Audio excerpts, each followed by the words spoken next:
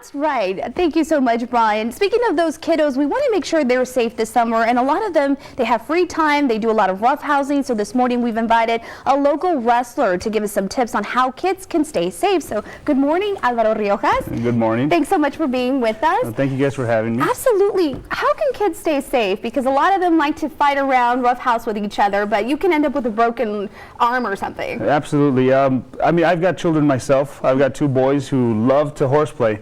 You know, being a professional wrestler, you get to see this a lot. You get a lot of questions from parents, you know, how can our kids be safe? You know, one thing for sure that we try to educate children on is don't try this at home. We try to inform them that what we do is entertainment, and there's a certain way of doing things. We're trained professionals, but the best thing to do is try to get them to rather than actually do the action itself, try to sit them down, have them watch it, have them be entertained by it. Right. A lot of the times when the kids watch wrestling, they get a little inspired, we'll say that. Yes. And they want to try it at home. They do. How do you have that conversation with your child and let them know, you know, this is not what you want to emulate?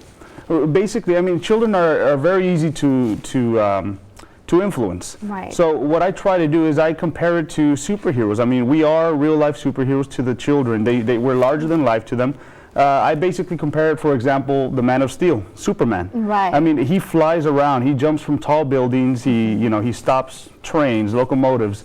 I just compare that to that, and I tell them, you know what? Superman can fly. You can't fly. You know, you're not going to go up on the house and try to fly away. You know, I let them know that.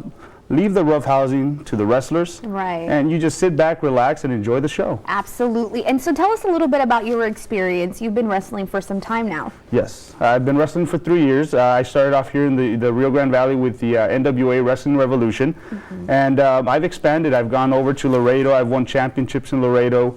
I've won championships in San Antonio. I've gone to Austin to compete as well. Right now, myself and my tag team partners, we're known as the Renegades of Wrestling. We're the NWA Wrestling Revolution tag team champions at the time, which is why it's easy for me to say, you know, children come to us all the time, especially when they see us with these belts around our waists. I mean, they're very easy to influence. Sure. And so where can someone spot you next? Is there a fight in the future? The next show is going to be on Friday, June 28th.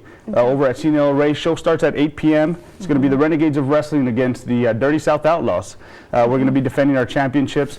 I'm also going to be in Laredo over on July 6th and Hebbronville July 7th. Okay, sounds good. And so, of course, if people want to follow you, do you have a Facebook page or something? I have a Facebook page. It's bandana_Joe. Okay. And you can find everything on there. Also on Twitter at Bandana Joe. Okay, so stick with us, Bandana Joe, with a lot more tips. In the meantime, let's send it over to Brian.